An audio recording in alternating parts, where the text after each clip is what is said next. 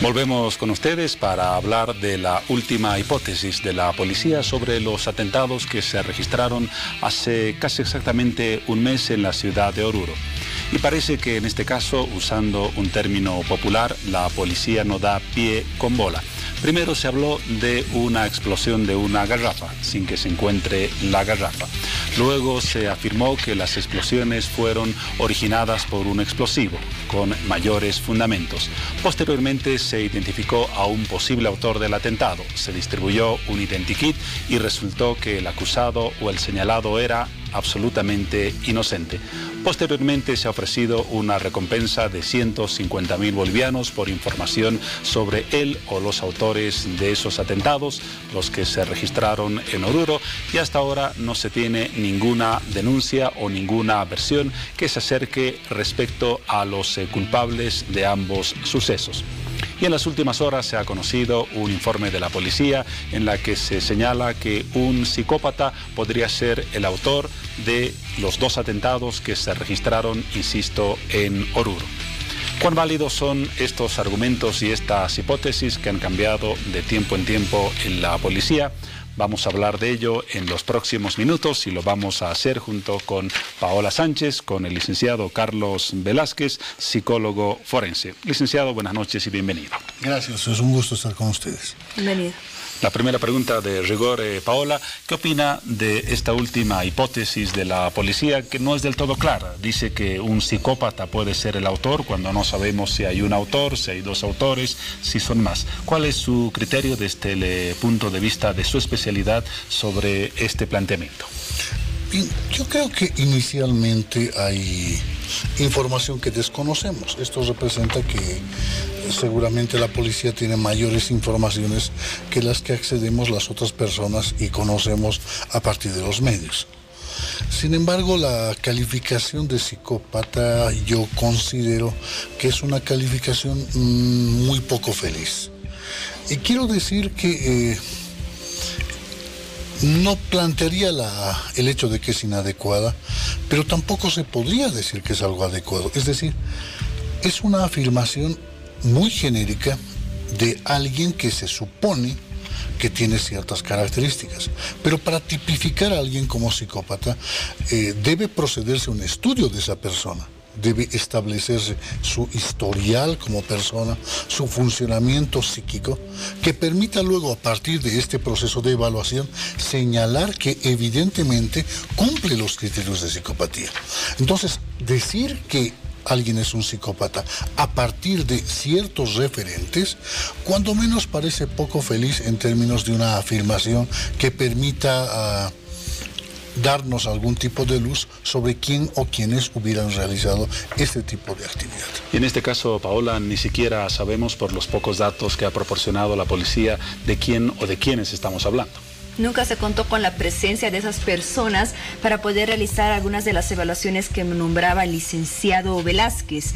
Es por ello que nos hacemos esa pregunta: ¿cómo ha podido determinar un perfil psicológico psicópata del posible o de los posibles autores de estas dos explosiones? Y al parecer, licenciado, este es un resultado del Instituto de Investigaciones Técnicas Científicas de la Universidad Policial. Entonces, ¿en qué aspectos se han basado para determinar y para dar ese juicio de valor de que corresponde a un perfil psicópata?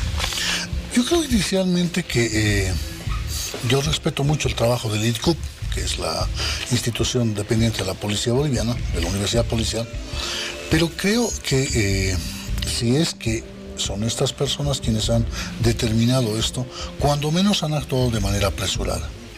Se puede hablar de ciertos parámetros a partir de los datos que se tienen, pero la afirmación de alguien que responde a ser un psicópata necesariamente responde a lo que les reitero, un proceso de evaluación de esa persona que me permita establecer claramente que responde a estos criterios. ¿Qué tipo de evaluaciones se realizan en estas personas? Habitualmente parte de una entrevista, parte de un historial habitualmente delictivo, pasa por la también información que se tiene referencial sobre las características de la persona. ¿Por qué? Porque no es solamente el comportamiento ahora, sino la psicopatía como trastorno denota una serie de comportamientos desde la infancia. Estos comportamientos hacen que la persona, cuando es más pequeño, se vaya desadaptando. Un ejemplo de acciones que puede, y no digo que todos los psicópatas o todas las personas que hagan esto son psicópatas, es por ejemplo que de niños hacen lesiones, lastiman animales. Es un parámetro, pero esto se investiga en términos del historial de la persona. Otro aspecto es la versatilidad delictiva, es decir, que ha participado desde muy joven en muchas actividades delictivas. Entonces, hay una serie de parámetros que nos permiten decir, evidentemente, esta persona que se ha evaluado corresponde a la psicopatía y tiene un grado mayor o un grado menor, porque hay ciertos niveles. Diríamos, hay personas que tienen rasgos psicopáticos, hay personas que son psicópatas. Un psicópata, por ejemplo, podríamos decir, es un asesino en serie. Claro, porque responde a muchos parámetros y además el nivel, llamémosle de maldad, es extremo. Pero no es tan sencillo adivinar que alguien pueda decirse que es psicópata. Muy bien. Tomamos en cuenta que la afirmación que emitió durante esta jornada la policía boliviana decía que él o los autores de estos hechos registrados en el pasado mes en el departamento de Oruro correspondían a un perfil psicológico psicópata. O sea, podrían ser todos los autores unos psicópatas, lo entendemos más o menos así, ¿cierto? ¿Es posible ello? ¿O podría en este caso, por ejemplo, uno de ellos tener un perfil psicópata y haber influenciado en los demás como una característica de las personas que tienen este tipo de perfil psicológico? Primero, es una afirmación muy compleja porque no sabemos si es que es una persona o son varias personas. Evidentemente, tomando en cuenta lo que usted plantea, Paola, generalmente una persona psicópata va a ser algo así como un autor intelectual y también material de un hecho. Entonces, existiría esta posibilidad, de que alguien con estos rasgos pudiese ser. Pero no podemos afirmarlo, porque pueden mediar otro tipo de elementos que lleven a una persona a acabar con la vida de uno o de varios. Por ejemplo, una alteración mental, le digo de tipo delirante, que no es psicópata, sino tiene una otra alteración que le ha llevado a partir del delirio, a pensar que debe cumplir con una misión o debe hacer algo. No lo sabemos. Creo adicionalmente que el hecho de que se unan varios psicópatas es muy poco probable. Por las propias características de un psicópata, generalmente el nivel de lo que llamamos narcisismo, es decir, el centrarse en él mismo, hace que empiece a chocar con otro que va a tener esas características. Ahora esta suposición o esta hipótesis ha nacido en el Instituto de Investigaciones Técnico-Científicas que depende de la Universidad Policial. Y una afirmación que la voy a citar entre comillas me ha llamado poderosamente la atención porque no sé si puede originar risas o llanto. Dice el instituto que los autores de las explosiones no tuvieron respeto por la vida. ¿Usted conoce a algún autor de un atentado que tenga respeto por la vida? Lo que pasa es que el respeto por la vida es una categoría que la aprendemos desde muy pequeños. Es decir, entendemos que el otro es un ser similar a mí y por lo tanto, así como yo hago un daño, pueden hacérmelo. Entonces, partimos de esta base. Cuando se produce un atentado, esa persona ha elaborado un proceso en el cual entiende que el otro, por una parte, es considerado un objeto, por lo tanto pierde esa categoría de ser humano, y lo otro es que tengo una misión. Eso será, por ejemplo, los atentados terroristas, que la persona tiene una misión que el que va a sufrir este atentado merece el perder la vida. En todo caso, entonces, se trata de exprofesamente matar. Exactamente. Entonces, en este caso, probablemente, y siempre me manejo en esto de la probabilidad, porque desconocemos quién haya hecho, o por lo menos se desconoce la información suficiente, podríamos pensar que tiene una intención específica de acabar con la vida de alguien, por lo menos en el primer caso. Por ejemplo, al FBI dudo que se le hubiera ocurrido decir que Osama Bin Laden y sus camaradas no tuvieron respeto por la vida cuando derribaron las Torres Gemelas. Era algo casi fuera de lugar. Exacto, es como una verdad de perogrullo, es decir, sabemos que eso es así, entonces es como decir el agua es clara, pero claro, sabemos todo que el agua es clara. Evidentemente creo que hay una diferencia, por lo que se sabe, entre el primer caso y el segundo caso, ¿no? O sea, pareciera, por todo lo que se conoce, y le reitero, es lo que se ha escuchado en los medios, se ha conocido, que el primer caso tiene una intencionalidad específica y el segundo caso no. Es decir, que esta familia que fallece en el segundo caso, es probable que no haya tenido... o la persona que ha conectado ese aparato explosivo no haya tenido la intención de acabar con esta familia, sino que estaban por ahí en ese momento. Pareciera más bien que en el primer caso hay una intencionalidad bien específica. ¿Cuáles son las características específicas de un psicópata, licenciado? Y en el caso, suponiendo que fuera realmente así, que esta afirmación de la policía fuese cierta y se encontrara al autor de los hechos con un perfil psicológico psicópata, ¿cuál sería la reacción de un psicópata al verse descubierto?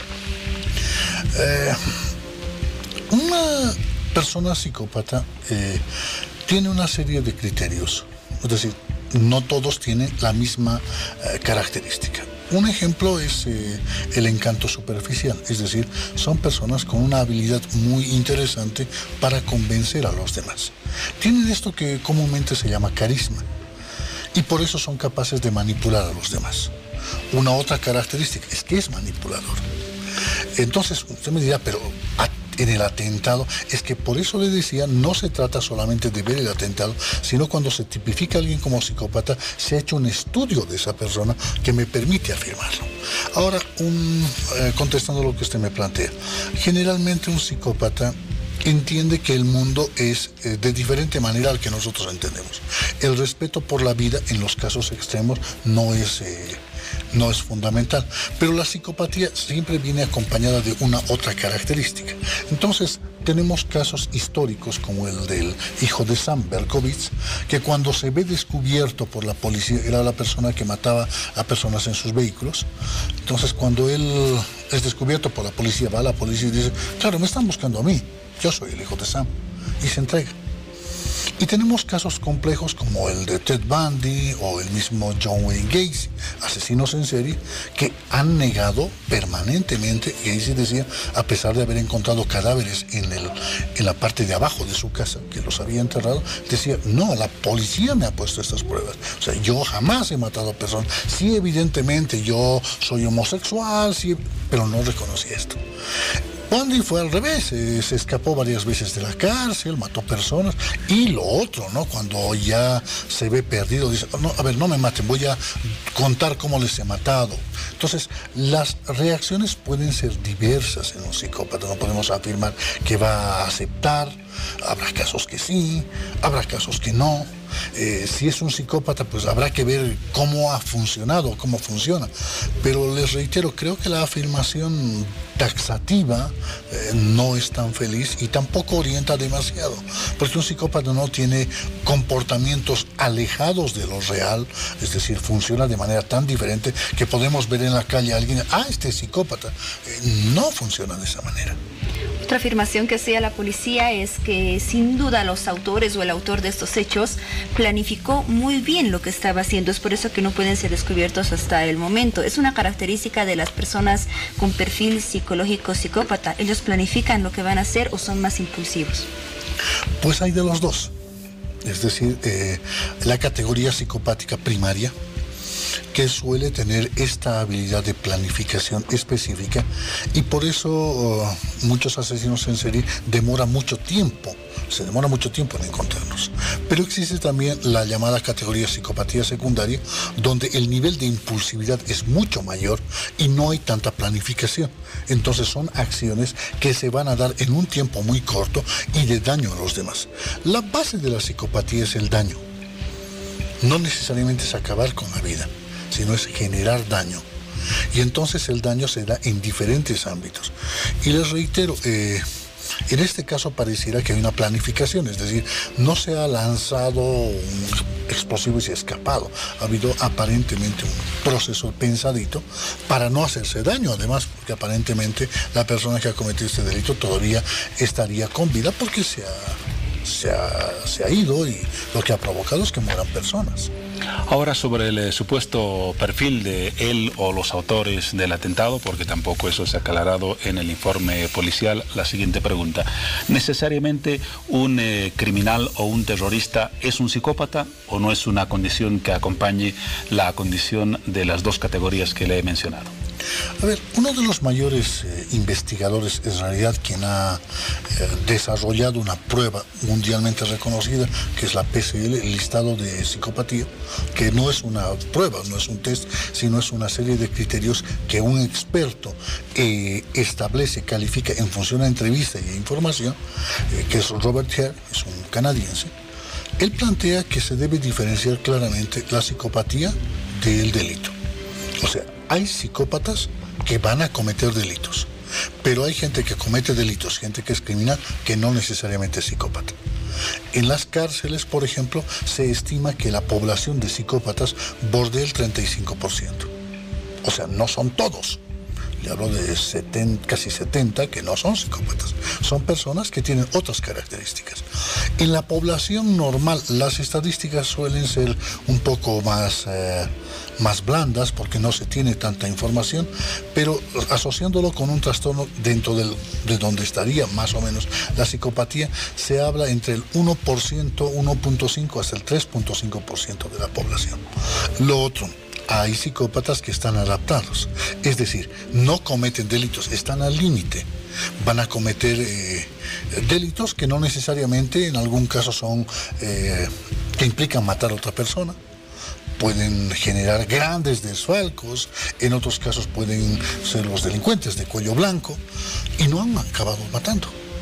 No, se han llevado mucho dinero, o se lo puede encontrar, como plantean muchos autores, en personas que son las que permanentemente están al límite.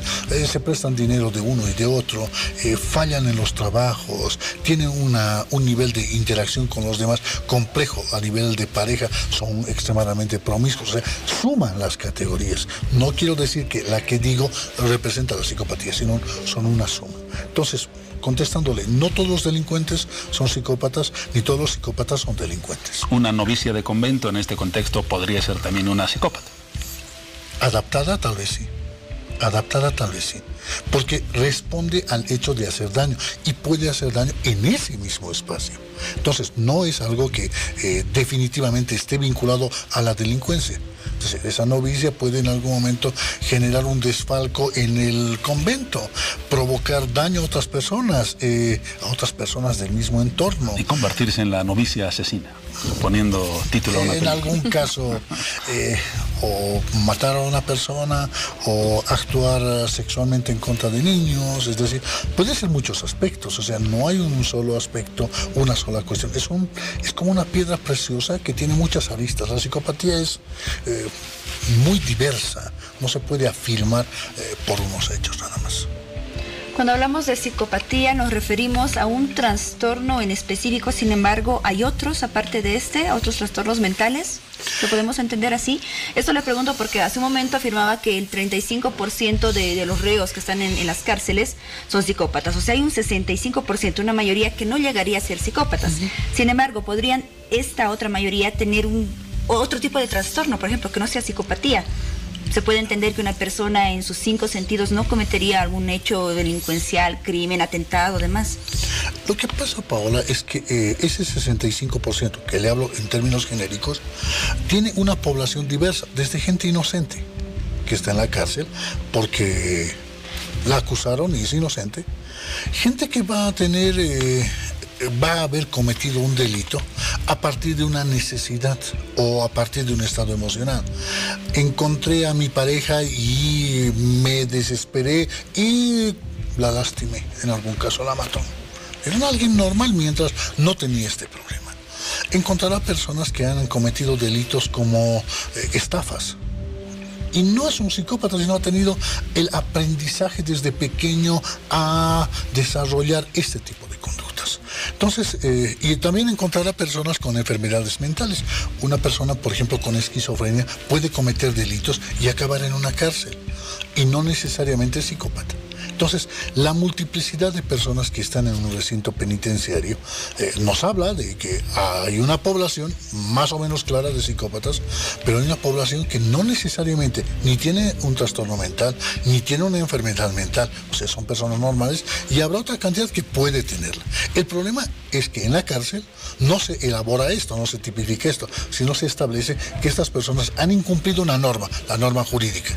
Y entonces, a partir del incumplimiento de esta norma jurídica, no importando el tipo de personalidad, no importando la alteración mental, tienen una sanción que es el estar en el espacio penitenciario. O sea, un diagnóstico de perfil psicológico psicópata no influiría en la sanción o en el tipo de sanción o en el grado de sanción a la persona que haya sido autora de cualquier crimen o atentado, delito, demás. Legalmente no, porque la psicopatía no afecta dos condiciones fundamentales para la comisión de un delito: conciencia y voluntad.